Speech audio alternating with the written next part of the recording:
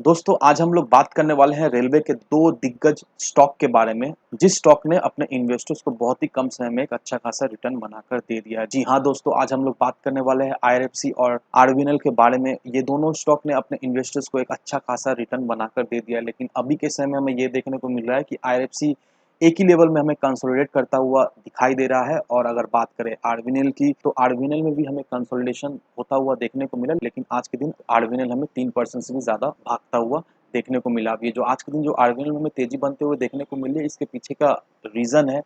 तो पर्टिकुलरली वो क्या रीज़न है, उसे भी हम लोग डिस्कस करेंगे। साथ ही साथ ये भी डिस्कस कर लेंगे कि आने वाले समय में इन दोनों स्टॉक में हमारा रणनीति क्या होना चाहिए। आईआरएफसी को अगर देखेंगे तो आईआरएफसी अभी कूल डाउन पीरियड में है, आईआरएफसी अभी कंसोलिडेशन फेज से गुजरता हुआ हमें देखने को मिला है। तो क्या आने वाले समय में इस स्टॉक में हमें क्या एक तेजी बनते हुए दिखाई दे सकती है या नहीं। तो अब सबसे पहले अगर हम लोग आईआरएफसी की बात करें दोस्तों, तो यहाँ पर आईआरएफसी में हमें ये देखने को मिला कि 12 सितंबर को आईआरएफसी का स्टॉक ऑलमोस्ट 91.30 रुपीस तक हमें जाता हुआ दिखाई दिया। फिर उसके बाद इसमें हमें प्रॉफिट बुकिंग होते हुए देखने को मिली और ये स्टॉक अभी कंसोलिडेशन फेज से हमें गुजरता हुआ देखने को मिल रहा है। अब देखो दोस्तों, ये जो आईआरएफसी कंसोलिडेशन फेज से हमें गुजरता हुआ दिखाई दे रहा है, ये कंसोलिडेशन फेज को देखकर आपको बिल्कुल ही घबराना है नहीं, क्योंकि अभी के समय में मार्केट सेंटीमेंट भी कुछ खास नहीं है। मार्केट में अभी अच्छा खासा हमें नेगेटिविटी दिखाई दे रहा है। अगर निफ्टी को देखोगे दोस्तों, निफ्टी 109 पॉइंट, सेंसेक्स ऑलमोस्ट हमें 302 पॉइंट के करीब आज के दिन टूटता हुआ देखने को मिला है। और ये आज की बात नहीं है, निफ्टी देखा जाए तो अपने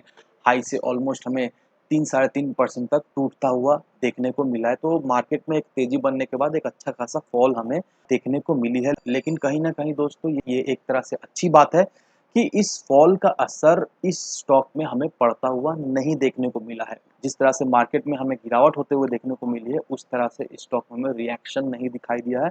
उस तरह से इस स्टॉक में हमें गिरावट होते हुए नहीं देखने को मिली है। अभी के समय में ये 76 रुपए के लेवल में जो हमें ये स्टॉक हमें ट्रेड करता हुआ दिखाई दे रहा है। देखा जाए तो बहुत ही अच्छा लेवल में हमें ट्रेड करता हुआ दिखाई दे रहा है, क्योंकि अकॉर्डिंग टू फिबोनाची 73 रुपए का लेवल बहुत ही एक अच्छा सपोर्ट लेवल रहने वाला है आईआरएफसी का। तो अभी जिस तरह से मार्केट में हमें नेगेटिविटी दिखाई दे रही है दोस्तों, 19,500 का एक बहुत ही इंपॉर्टेंट सपोर्ट रहने वाला है निफ्टी का। अगर निफ्टी 19,500 के लेवल, तो सीधा-सीधा 19,250 के लेवल पर निफ्टी हमें जाता हुआ देखने को मिलेगा। तो अगर निफ्टी में एक फ्री फॉल होता है, निफ्टी अगर 19,250 के लेवल पर जाता है, तो ही जाकर इस स्टॉक में एक बड़ा एक फॉल हमें होता हुआ देखने को मिलेगा। लेकिन अभी हमें ये देखने को मिला है कि निफ्टी 19,500 में सपोर्ट बनाने के बाद इसमें एक रिवर्सल हमें होते हुए दिखाई दी है। तो कहीं न कहीं दोस्तों, ये एक अच्छी बात है।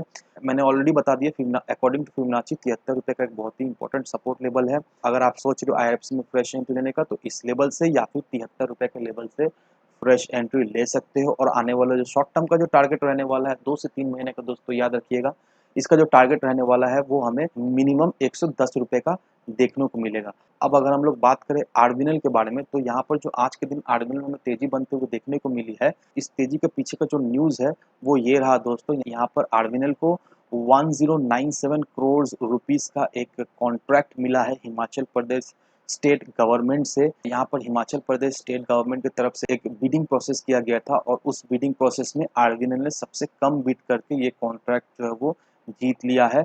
तो पर्टिकुलरली इस खबर की वजह से आज के ट्रेडिंग सेशन में हमें ये देखने को मिला कि जो स्टॉक एक कंसोलिडेशन फेज से हमें गुजरता हुआ दिखाई दे रहा था, उस स्टॉक में आज के दिन ऑलमोस्ट हमें 3% की एक तेजी बनते हुए दिखाई दी है। तो अभी के समय में ये दोनों ही stock, that means RFC as well as RBNL, ये दोनों ही स्टॉक इन्वेस्ट करने लायक स्टॉक है। अब ये मत समझना कि अभी जो RBNL as well as RFC जो अपने लाइफ टाइम हाई के करीब हमें ट्रेड करता हुआ दिखाई दे रहा है, इसका मतलब ये नहीं है कि इस पर्टिकुलर स्टॉक में हमें कोई भी तेजी बनते हुए नहीं देखने को मिलेगी। ऐसा बिल्कुल नहीं दोस्तों। आईएफसी का टारगेट मैंने आपको ऑलरेडी बता दिया है और 2 से 3 महीने का जो आरबीएनएल का जो टारगेट हमें दिखाई दे रहा है, वो 220 रुपए का फ्रेश टारगेट हमें देखने को मिल रहा है। बहुत सारे एक्सपर्ट ने ऑलरेडी आरबीएनएल को लेकर अपने ओपिनियन भी दिया है और एक्सपर्ट्स का भी ये कहना है कि आने वाले समय में स्टॉक का प्राइस जो है वो हमें 210-215 रुपए के लेवल तक जाता हुआ देखने को मिलेगा। तो अगर आपने आरबीएनएल में इन्वेस्ट नहीं किया है, तो इस लेवल से भी आप खरीदारी कर सकते हो। टारगेट जो आपका रहने वाला है वो 215-220 रुपए का रहने वाला है। शॉर्ट टर्म के लिए 2 से 3 महीने का टाइम फ्रेम लेकर चलो दोस्तों, यहाँ से भी अभी भी अपॉर्चुनिटी है। आप इस लेवल से भी